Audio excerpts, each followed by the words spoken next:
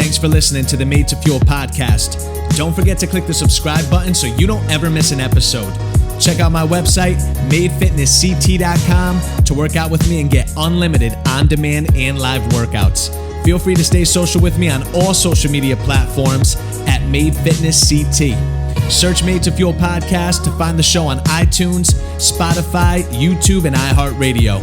Every episode focuses on positive messages and stories to fuel you throughout each week. Spread the message and share the podcast with anyone in your life to help fuel them too.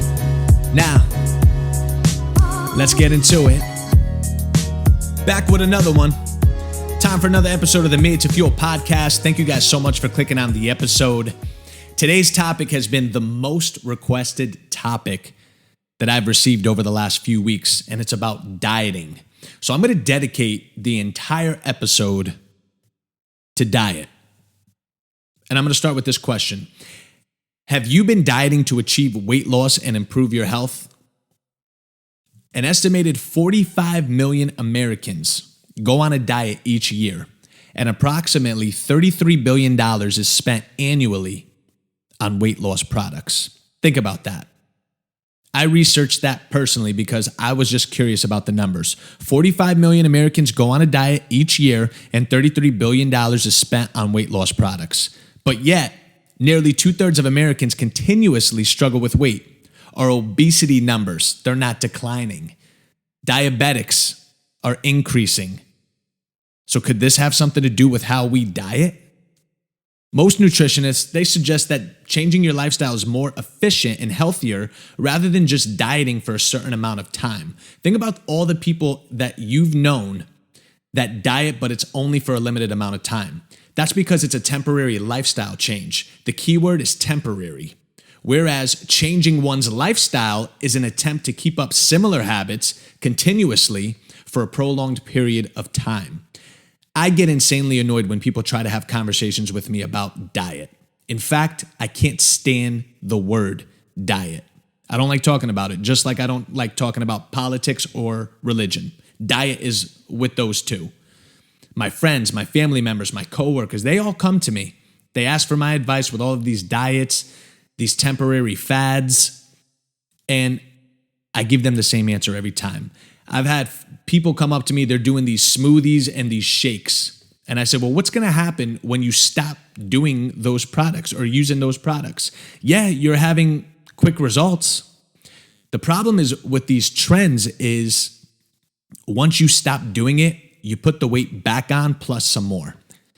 I've had, like, again, the smoothies and the shakes. I know people that did that for about a month or two. Amazing results. A month later, they looked right back to where they were, except a little bit bigger. You talk about the people that go on a diet for a few months just because they have a goal that they want to accomplish. They want to lose weight for a wedding. They want to lose weight to go on a vacation, or they want to lose weight before this person's party. Those are all temporary lifestyle changes. And the problem is once you do those methods and you stop,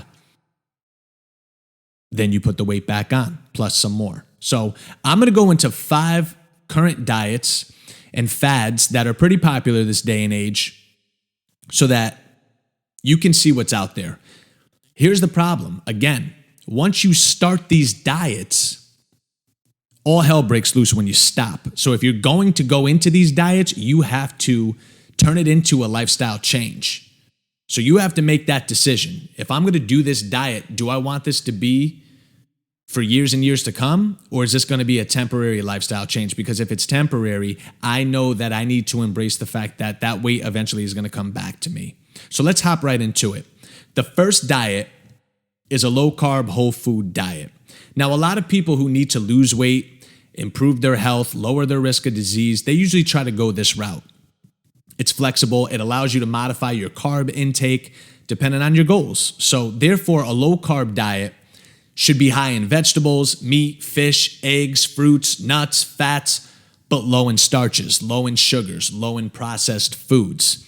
Then you have the paleo diet. You ever hear of this one? It's a popular diet that gained more knowledge, I feel like, once CrossFit gained interest, because a lot of CrossFitters do the paleo diet. Now, it's effective for weight loss and general health improvement.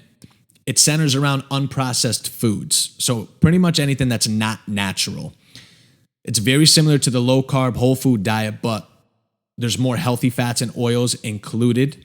There's no sugar, no soft drinks, grains, no dairy, no vegetable oils, no artificial sweeteners or trans fat products. So paleo diet is pretty much all natural.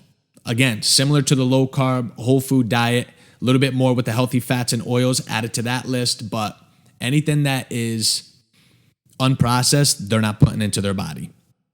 You have the vegan diet. This has become popular over the last decade. It's linked to a number of health benefits, weight loss, improved heart health, and better blood sugar control. But the diet is based exclusively on plant-based foods and eliminates all animal produce and products. So if you're somebody that thinks that they can go without eating any type of animal meat and animal protein like chicken, steak, beef, then maybe you can handle the vegan diet or become a vegetarian. I have a lot of friends, family members that are vegetarians, and it works for them.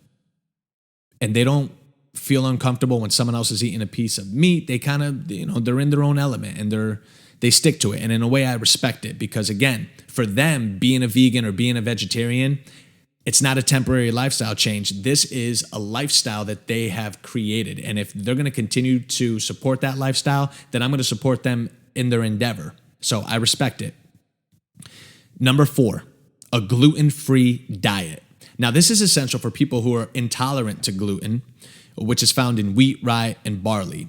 And I know I've had some clients that are intolerant to gluten, and then I have some people that just don't want gluten in their body. They pretend that they have a gluten allergy, but they never even got tested for it. They just say it. Drives me nuts. But for those of you that are intolerant to gluten, the gluten-free diet could help improve your health. You should focus on whole foods that are naturally gluten-free for this diet. But keep in mind, gluten-free junk food is still junk food. It doesn't mean it's healthy for you. So just because, if you're going to get a bag of chips and it says gluten-free, you're still eating chips. Like, it's still junk food. It's not healthy. So just keep that in mind. I feel like a lot of people get twisted into what's on the bag or whatever label is on there. Lastly, the keto diet. Now, this has become highly popular over the past few years. It's pretty much the South Beach diet, but now called keto. But it's a low-carb, high-fat diet that offers many health benefits, including weight loss, could even benefit against diabetes, cancer, Alzheimer's disease, things like that. It involves drastically reducing your carbohydrate intake, pretty much almost eliminating carbs, and replacing it with fats, healthy fats.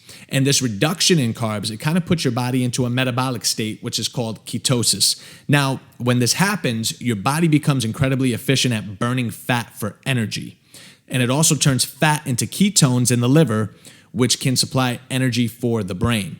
Again, I have had clients, I've had people in my life that have done the keto diet and they've had amazing results. But because they weren't willing to dedicate this to their permanent lifestyle and they took it as a temporary lifestyle change, the results happened quick. They dropped 15 pounds in 2 months. And once they stopped the keto diet and they started to add carbohydrates back into their diet, not only did they put the weight back on, they got even bigger. Even bigger. I can't say it enough. Like, if you're going to go into it, you have to go into it with a different mindset. You have to think about what will benefit your lifestyle the best. Let's be real. You know what's good for you and what's not. It's literally a choice. You have all the control. Literally up to you. So those are the 5 popular diets. Think about if any of those would fit your lifestyle. But if they do, it has to be a permanent change. You can't think about, okay, if I'm going to go keto, I'm going to do it for a few weeks and see how I feel. Or I'm going to do it for a few months, and if I see results, I'll keep up with it. Once you go against the diet, then the game has been changed. And then you're going to get frustrated because you're going to wonder why you're putting weight back on. So I want to share my lifestyle with you. And I don't consider what I do a diet. Now, I'm not saying that what I do is right or wrong. It may or may not be for you because everybody's different. But I start my day, most of my days, intermittent fasting, which I'm sure you've heard of because this, again, is a trend. It's a fad, but it's something that I've been doing for years. Again, it's not a temporary change. This has become part of my lifestyle now. So for those of you that don't know what intermittent fasting is, it's when you stop eating at a certain time at night and you let a certain amount of time go by before you have your first meal the next day.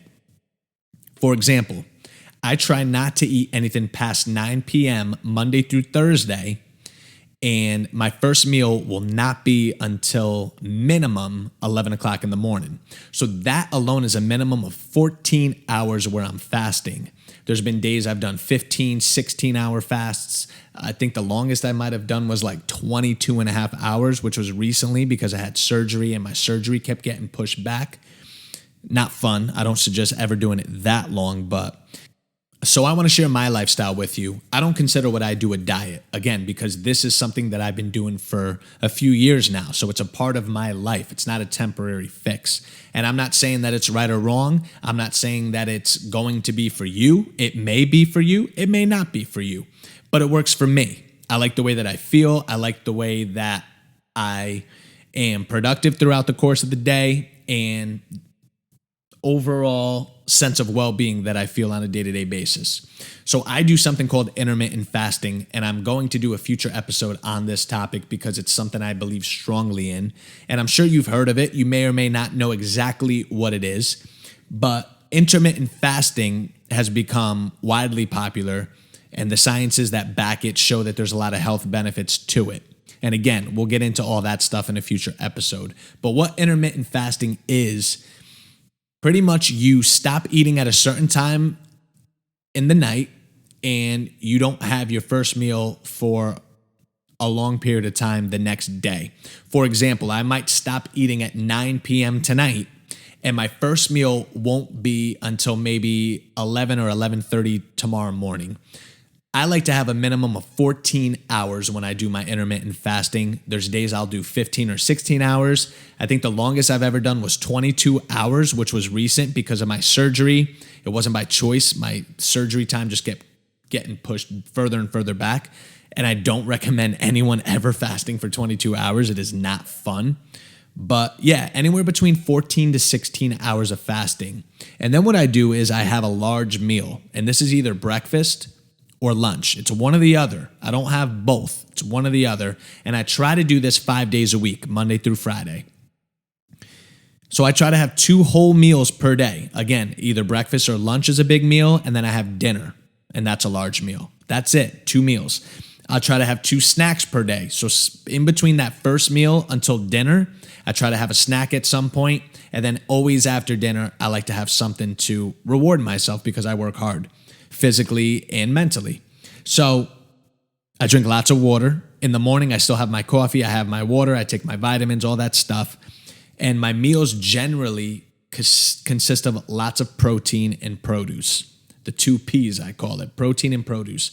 And another trick is the more green that's on your plate, the more game on it is. Like you can have seconds, thirds, fourths of anything that's green. All right, so get those vegetables, get that produce into your day-to-day, and you can have as much of it as you want. And that's kind of the nice thing. So like, let's say that I'm having steak for dinner and I'm having broccoli on the side, right? I'm not making 2 steaks for myself. Usually I make 1 steak, I have the broccoli, and then once I finish the steak, it's not like I can really have another piece. So what am I left with? I'm left with more broccoli, and that's fine. So when I go up for seconds, I'm having more broccoli, more produce, more greens, and all that's going to do is benefit my body. It's also going to send a signal to my brain to let me know that I'm fulfilling my hunger needs because I'm putting more nutrients and more food into my body, which is going to also send that signal to make it seem like I'm getting full and I'm getting satisfied. So it helps you from overeating, essentially. But again, you have to think about what's going to benefit your lifestyle the best. You know what's good for you. You know what's not good for you. You have the control. It's literally a choice. Most traditional diets are defined by a handful of key characteristics. Weight is generally lost quickly in a set period of time. The foods are categorized as good or bad. Eating habits are often based on the environmental cues. Calorie consumption is greatly restricted, and progress is dependent on a number on the scale. Most of us at some point or another have tried to diet for weight loss, especially for an upcoming vacation or important event, like I said. Most people that go on these diets are still hungry, they're tired, they're frustrated, or even discouraged. And this is because diets are generally short-term and they're not healthy for our body. So if dieting may not be the answer to weight loss, what is, right? The key is to think in terms of long-term lifestyle changes that you're gonna follow for the rest of your life. I can't say it enough. It's important to remember that weight management is a lifelong journey. It can't happen in a few months. No matter where you are in life, you will have to work hard. You're gonna have to stay mindful in order to manage your weight. A short-term diet, it's not going to do this for you. So what makes a lifestyle change? It's behavior that you can stick to for the long haul. Eating healthy, nutritious, and whole foods to nourish your body. Practicing moderation, not restriction. Exercising on a regular and consistent basis. Relying on your body to tell you what you need. Losing weight at a safe and healthy pace. For example, maybe 1 to 2 pounds per week. And measuring progress beyond a number on the scale. I always tell my clients, there's no reason to have a scale. I don't own one in my house. If you look in the mirror and you like what you see, you like the way you feel, then that should be all that matters. When you focus on long-term lifestyle changes instead of short-term dieting, you're going to note a few things. First, you're going to be kinder to your body. You're less likely to experience extreme hunger, food deprivation, weakness, exhaustion, mental stress, you name it. Lifestyle changes teaches you to listen to what your body is telling you. You will also notice that even though weight loss may be slower, it's more permanent. Research shows that short-term dieters, they're likely to regain most, if not all, plus some of the weight they lost. And that could be even more discouraging. We talked about that at the beginning of the show. So if you're on the journey to manage your weight through weight loss, try to focus on the long road ahead. It may be tempting to lose a lot of weight in a short amount of time, but it's just bad for your body, and it's likely going to result in weight gain. Instead, aim for lifestyle changes that are focused on overall health and wellness. You won't regret it, I promise. Find something that's going to benefit you, something that you can see yourself doing for the rest of your life, or at least for the next few years. What I've done, it took me time to find my rhythm, but I got it, and I feel great. And I exercise on a regular basis. I eat whatever I want to eat, especially on the weekends. I drink what I want to drink. I don't punish myself because life is short and I want to live life to the fullest. I'm not one of those trainers that counts his micros and his macros and all that shit. Who cares? Kudos to those that do it. It's not for me. I'm not that kind of guy. I want to be able to live a regular lifestyle and enjoy certain moments, right? I want to be able to work hard throughout the day, get my exercise in, eat majority of my meals healthy, and then at the end of the night, if I want to have a couple of scoops of Ben & Jerry's, I'm not going to feel guilty about it. I'm going to enjoy it because I worked hard for it. I deserved it. I earned it. All right. So stop punishing yourself. Stop overthinking about this. You know what's good for you and you know what's not. It's just a matter of committing to the full lifestyle change and enjoying the journey ahead because it's a long journey, all right? But you can do it. You can do it. You got to just make sure you stay consistent and stay focused. Thank you guys so much for listening to today's show. If there's anyone in your life that you think could benefit from today's message, please feel free to share this episode with them. Shout out to Morgan and Nicole for requesting episodes about dieting and eating healthy in general. Hopefully, there was a lot in this episode that you can benefit from, that you can think about. I'm not telling you what to do. It's just open your mindset up to think what would work for you the best. So hopefully I did my job in that sense for all of you listening out there. And hey, I hope you fuel through this week. You make it count. As always, we'll do it again on the next show. Thank you guys.